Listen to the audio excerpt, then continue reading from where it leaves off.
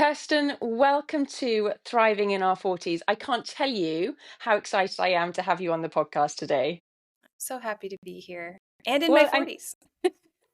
brilliant, exactly, and we're going to thrive. We're going to thrive. We're going to thrive through this decade and beyond. Um, That's right. it's taken a little bit of time for us to get together, but as we just said before we went on air, as such, it's something that I've really wanted to do with you. I've been following your work for a bit on Instagram, and so to have you here now, I feel it's a real honor. For you to share your advice, because we're going to be talking about teenagers, which we can obviously relate to because we've been one. And many people in midlife will have teenagers at home. So I'm looking forward to you sharing your advice and your wisdom. Honored to be here because, yeah, we were teenagers. And the key is remembering what that's like while being an adult now and knowing how it's Mm. also different now. Um, so, what's Absolutely. the And same and what's different? I was going to say that actually, jumping straight in then, what do you think is one of the biggest difference to being a teenager now to when we were teenagers?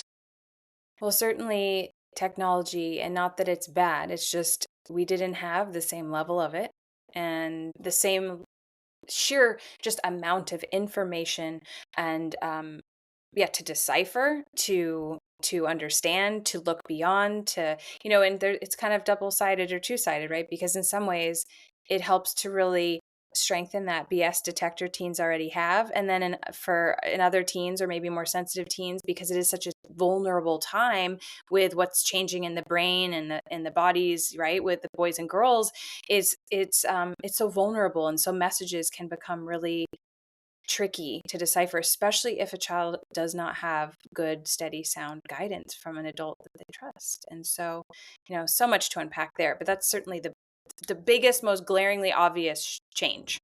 Absolutely. And we can do a whole episode on that alone, couldn't we? Just the impact of social media and devices. Let's go back a few steps just to talk about you, if that's okay. If you could Yes. just share with us, you are a teen whisperer that you say on your socials. Can you just explain what that term means, a teen whisperer? Sure. It sort of happened when I was actually working in the private therapy realm, which was a long time ago at this point. But I I had teens that wanted to come back and keep talking, and that was kind of rare, right? A lot of teens are like, I'm good, no thanks, right? They meet another Yeah. adult and they just say the same thing that their parent says, and they're in trouble and they're doing something wrong and all of that. And so, the way that I've always worked with children, actually, since I was a child myself, has always been really present. And there's nothing else that really matters other than showing up with where someone is right now, because honestly, that feels good, first of all, but also we don't even know where someone is or who someone is if we can't show up right here, right now, agenda free. I mean, other than like, hopefully, they can be themselves and we create safety in a real way. Other than that, it's like, yeah, I'm not trying to get them to get A's or go to college or behave better. I don't really care. I actually just want to know what's going on with them so that I can support them at the highest level. It's about connecting with them. And when you say being present, what does that mean exactly? Because I hear that term quite often, and I'm like, well, present, does it mean of the physical sense, or does it mean on the emotional level? What does it mean by being present with a teenager? It's a great question, because I think actually so many of us don't know what that feels like in our Yeah. own selves, in our own bodies. And this is where any challenge in life, whether it's being 45 and going through perimenopause or being a parent of a teenager, these moments call us into presence with ourselves. And actually everything in life does. And we forget and we remember, we forget and we remember.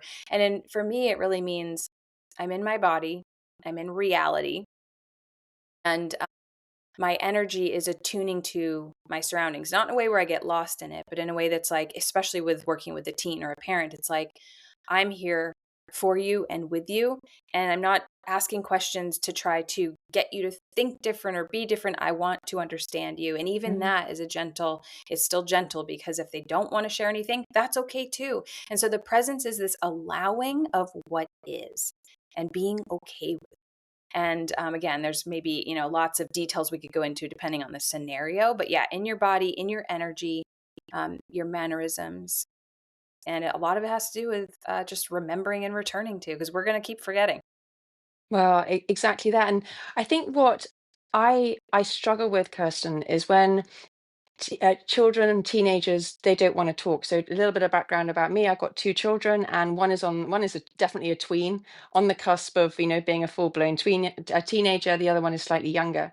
And I think it is every teenager's rite of passage to not want to talk to their parents. You know, we can give that to them, but there are obviously times when parents want to get involved, they need to get involved. And so, what would be really great to talk to you about today is how we can have those conversations where we're not the nagging white noise in the background, but rather we are people that hopefully they can come to with a little bit of trust. And yes, they're not going to take everything on board, but at least we know as parents we can have conversations that will guide them forward. Let's start talking about some of those topics that parents want to get involved with, and more since the sensitive topics around relationships and intimacy. How do you have those conversations with teenagers when it comes to sex, consent, relationships, without either parent or young person feeling embarrassed? Great question. Let's dive in. These are big, big things. I mean, it's all about, and I'll preface this by saying, if you haven't done this perfectly, that's fine. Nobody has. um, Few. and Yeah. yeah, and it's about what has happened up until now. What is the relationship Okay. like? What's the nature of the relationship with not only yourself as a parent, but also with your teen, right? If we have been skipping some things, right? Skipping our homework, meaning just like our inner work, um, then we're going to notice that, oh, they're 15. Oh, when I was 15, X, Y, and Z happened. And we're all of a sudden not breathing, not present, stressed out, worried. And we're navigating from that place instead of the place of, I'm noticing something's happening for me here. Oh yeah, at 15, I remember got in that car accident, or the boy broke my heart, or whatever it is.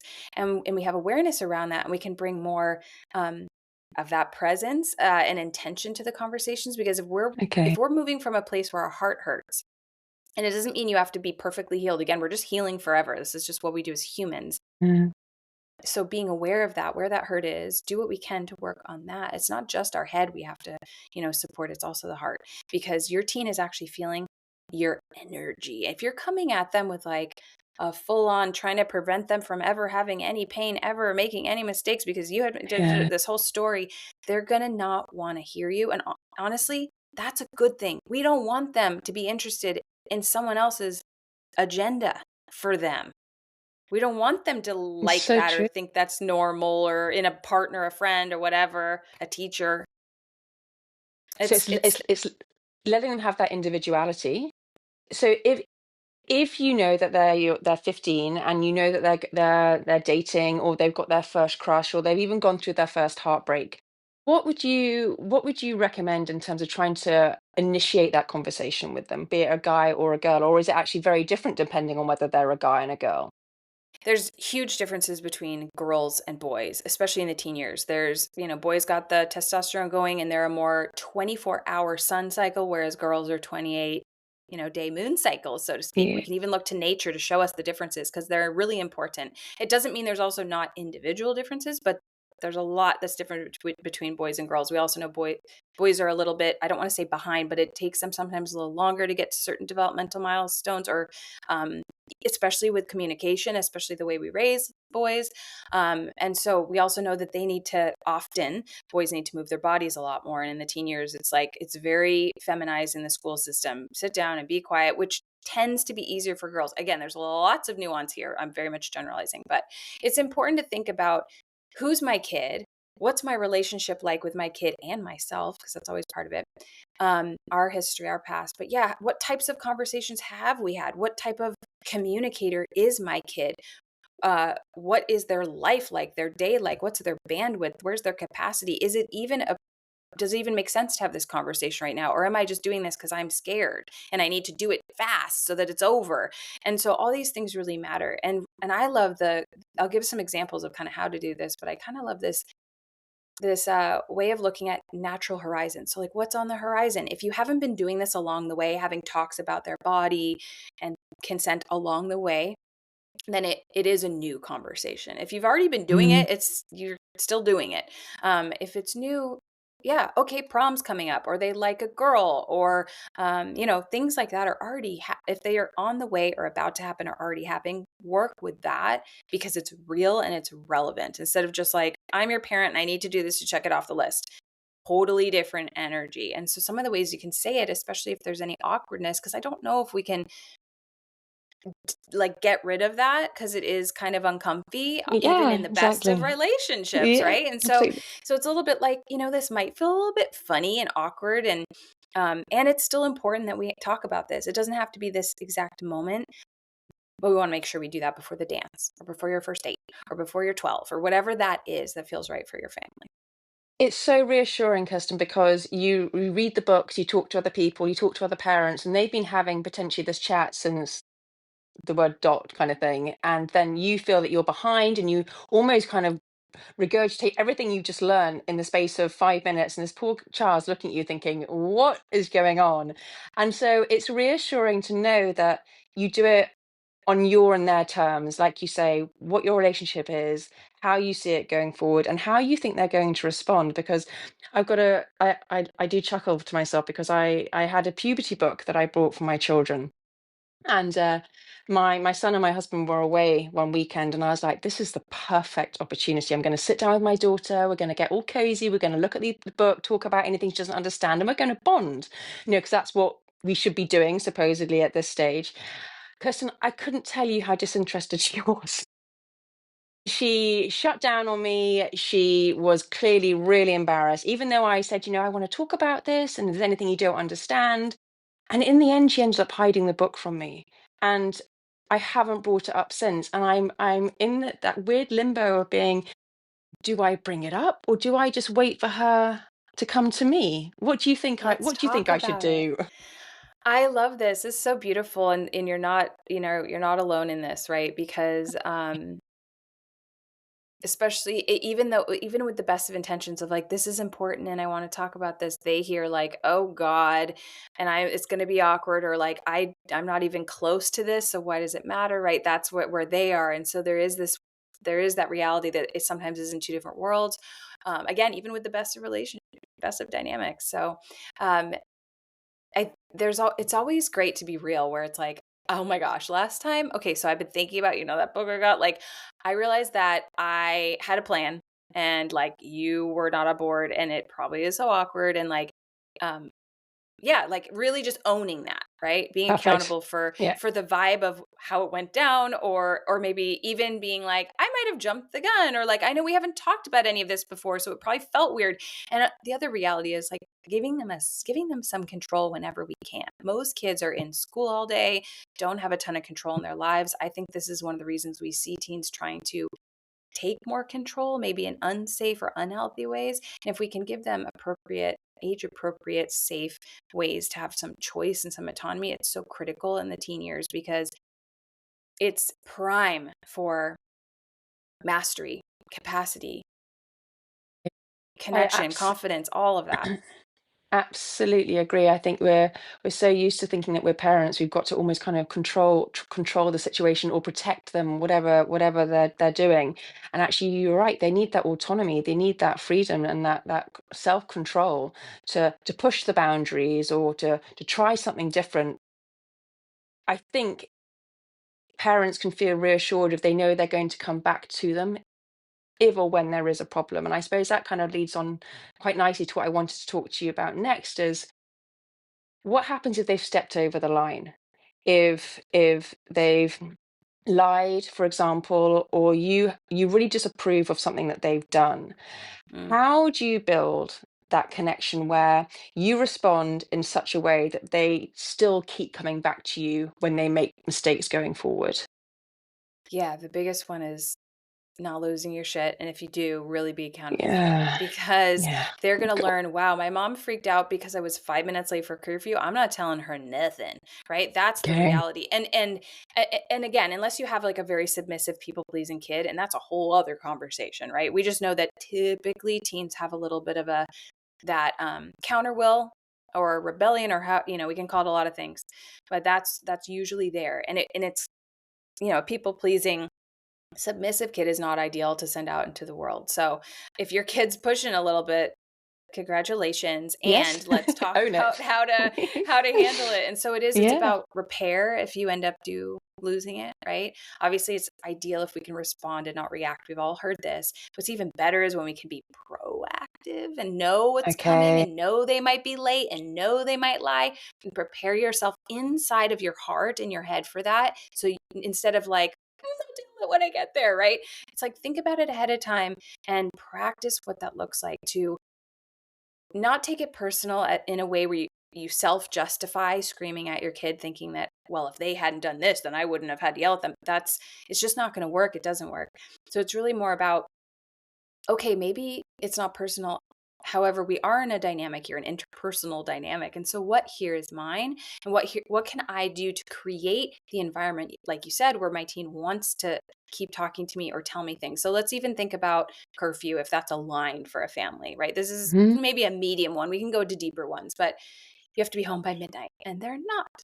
And instead of, usually parents yell because they feel scared and they worry something happened, or they're mad because they feel disrespected.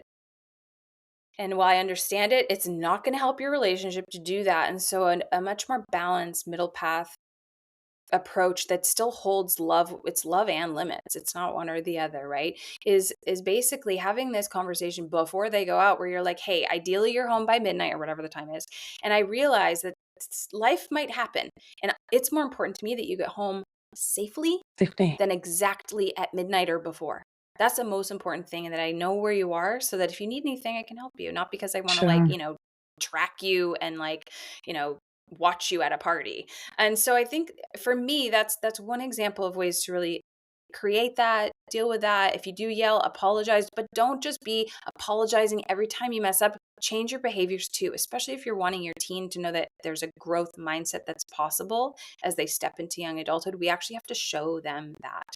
And so you do lose a lot of control in the teen years, or it becomes more aware that you maybe never had any and you especially don't now. And that's something also it's important for parents to do the work around, because that's not your teenager's fault to make you feel good or make you feel safe. E- Exactly. I remember reading the one job that they have actually is to look after themselves. They are young. They're meant to be out there enjoying life. They're not meant to be worrying about what's going on at home. And I suppose that's where you have this conflict between being a parent, knowing that you want to control them, protect them, but also knowing that you were once their age, and you were probably doing things way worse than That's they what were I've doing. Yeah, I mean, when I think about my teen years, and I had basically zero rules, and was very much looking after myself. While I did have a Okay. roof over my head, I was very rebellious, very strong-willed. I also really loved school because I got that feedback and reflection that I wasn't really getting at home. Okay. I do think about the things I did, and it's a miracle that I'm alive. I've had actually a few near-death experiences, and then I've just also had wild things I was engaged with because there was no guidance. And so I think about some of these kids now, and some of them actually would do well with some risky behavior. And I don't Mm. mean things that are actually dangerous, but No. there are kids actually that they're not even taking the chance to ask a girl out. I mean, a lot of boys feel like scared that that's not even okay to do anymore, which is heartbreaking to me. We can also, if we want to kind of tie in some of the other things we were talking about, one of the questions we can really ask is like, what do you already know about this, and where are you learning about this? Whether it's vaping or dating or Yeah.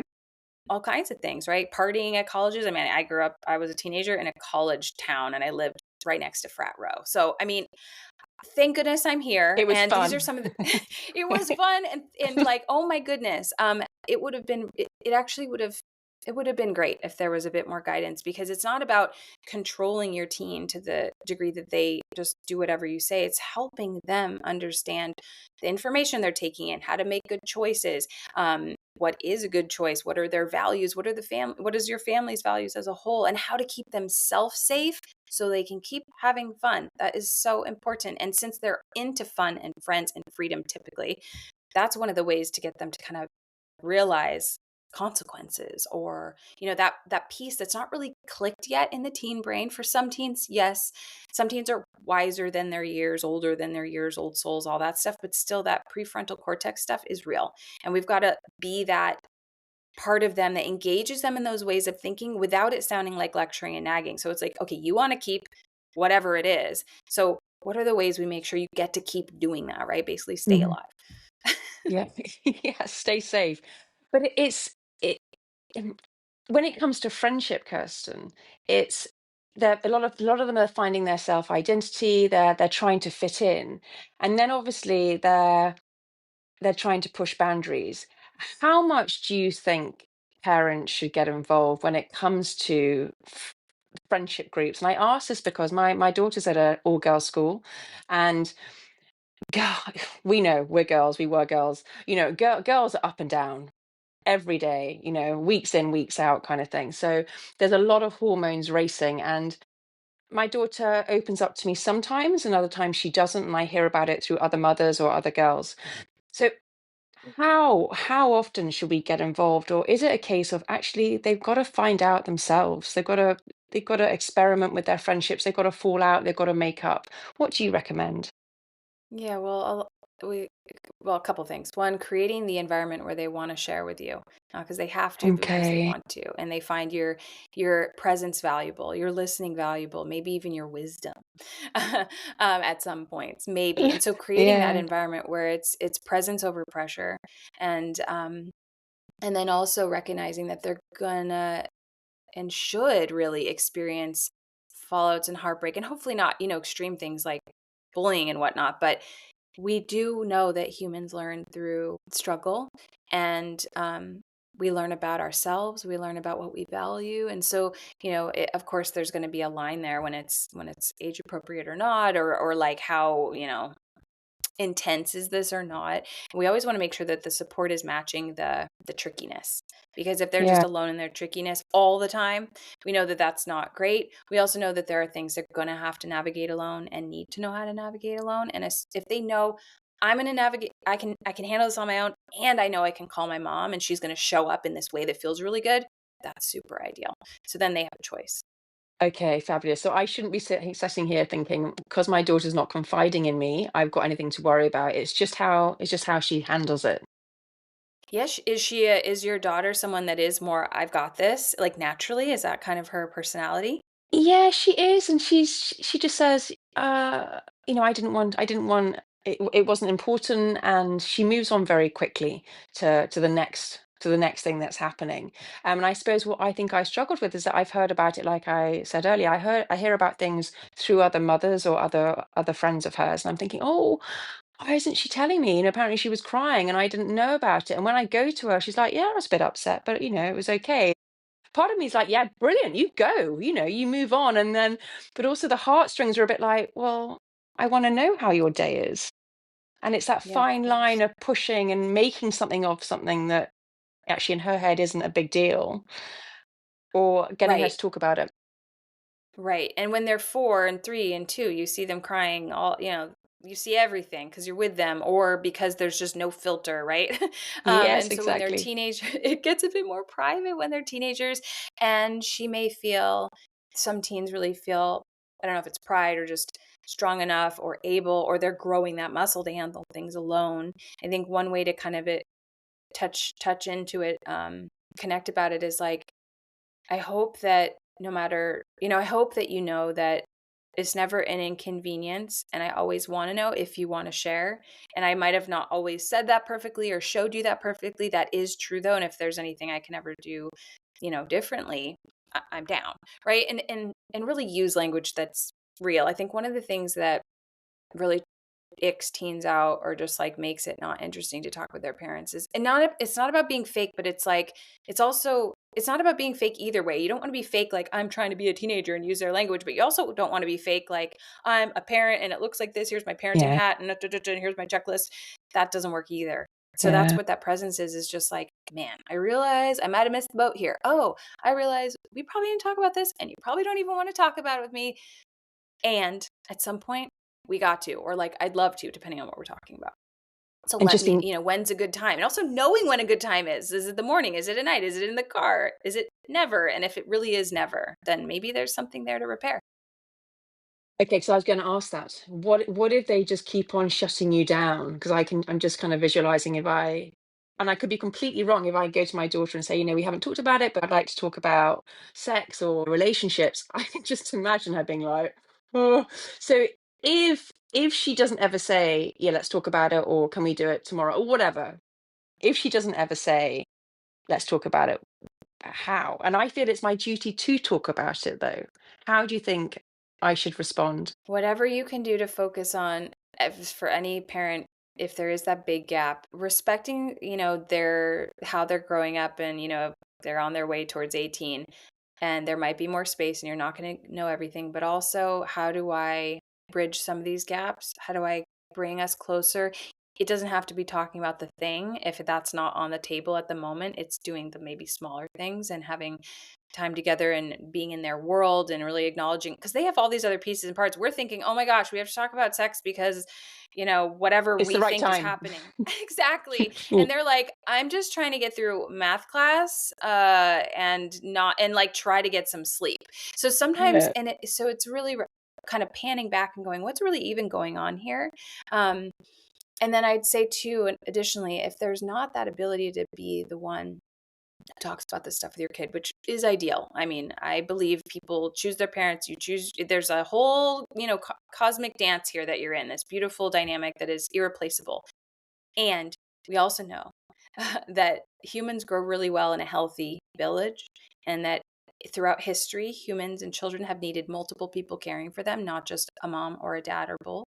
And so finding those other safe people that share your values and will have your child's, health and safety in mind, but can meet them, like it's an aunt or somebody, or Yeah. older cousin, I don't know, someone that it can work with if it's not you, as sort of a, I don't want to say a last resort, but another option.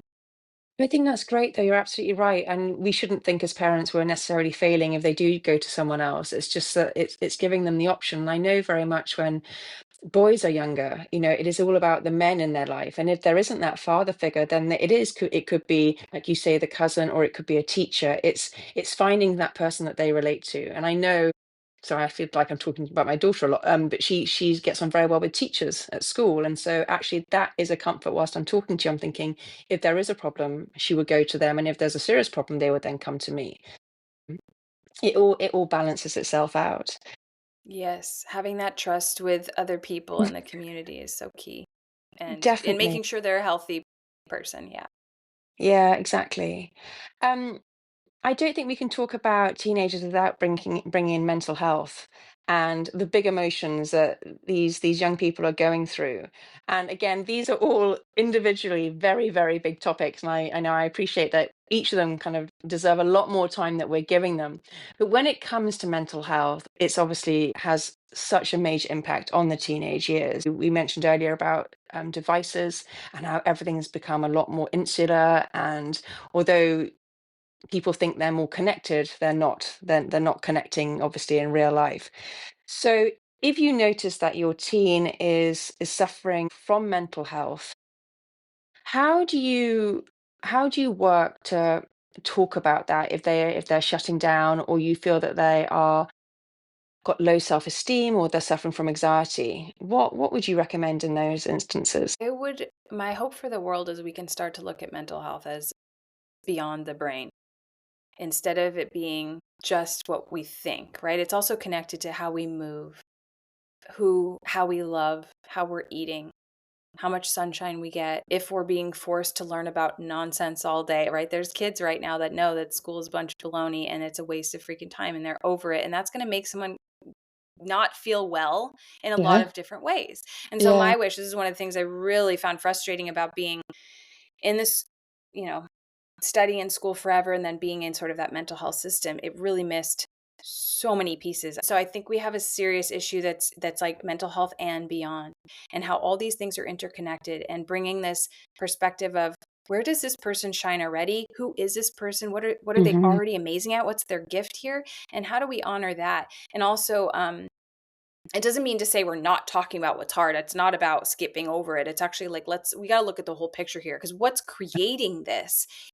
response from this child, because it might be a natural response to a very unnatural or unhealthy environment that's full of fear or division, or I mean, online, right? Echo chambers and all this stuff. So we've got to really kind of go, instead of just there's a problem and there's a mental health issue with my kid. It's like, well, perhaps, and also, what's the whole picture here? It's like, What if yes, they just, panning out, yeah, yeah, looking exactly. in. And I suppose finding those nuggets of joy that child might have, and then building on that.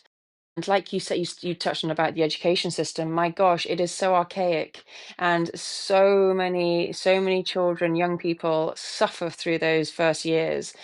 Their whole A lot, childhood, their whole yeah, childhood. yeah, absolutely. And so you hope that the education system is going to change, but actually it falls to what we can do outside of that. What can we bring into their life that is going to spark that joy, that interest, that laughter? And that, like you said, will have such an impact on what we now just give the general term of mental health. Yeah, let's look at an average teen's life just to really paint the picture. They're sleep deprived. They're getting 5 to 6 to 7 hours of sleep, maybe. They need 8 to 11 if they're a teenager. 8 is minimum. They are on screens all day. They are learning information that is boring and irrelevant and sometimes not even accurate, because it just the old systems that are big, they just can't keep up. It's the same with all the systems. This isn't like picking on schools. It's just the reality. We have to be aware of what the reality is we're living in if we Yeah. want to get anywhere with raising capable, amazing young people. And so what else is happening? They're not getting any sunshine, or not much. They're not moving their bodies. They're corralled with people only their age. They're Hmm. not able to deep dive into magic. They have to stop when the bell rings. They're doing homework. Their parents are on them about homework. Everything's about doing the thing and performing. And this is childhood we're talking about. And the reality is the needs of childhood are completely different than anything I just said. It's about feeling supported, experimenting, playing, getting good sleep, being in nature, following the thing you're into. I mean, this is Montessori and Waldorf and all of that. And it means that without that proper childhood and those and seeing the world as like magical and beautiful and supporting of me and I'm here to bring my gift, if we don't have that, how are we going to have healthy adults if we haven't even had healthy children? We're really, I don't know how it is in the UK, but it's a disaster here. We've got more issues than we've ever had before when the children are sicker than ever. And we also are living in a time when it's like the most amazing opportunities and more choices are kind of blooming and happening. And, it's very interesting just to see the massive polar opposites going on, and also this still clinging to the old way of doing something. And I think there's a way to go to the old ancient ways that are true and bring it into the modern world instead of just the thing that's been around for a couple hundred years and is absolutely failing basically almost everybody to some degree. I Even if you mean, have a type A kid who loves school, I mean, it, it's not as valuable as it once was. and so what you mean by that, Kirsten, is taking that kind of the pressure, the education, the grade expectation out of it, and giving them more joy, giving them a bit more freedom.